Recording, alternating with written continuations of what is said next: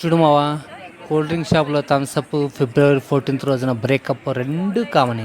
కానీ అలాంటి పొరపాట్లు మా జీవితాల్లో జరగకూడదు అని జీతం ఇచ్చే కంపెనీ వాళ్ళైతే జీవితాన్ని చక్కదిద్దుకునే అవకాశం మాకు ఇచ్చారు.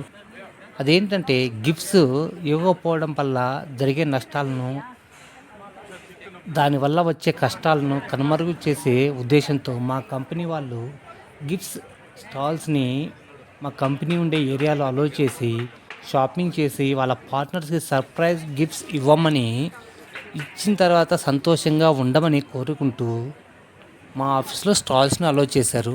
అయితే ఇక్కడ ఎంప్లాయీస్ అంతా షాపింగ్ చేస్తూ గిఫ్ట్స్ తీసుకుంటూ ఉంటాం నేను గమనించాను.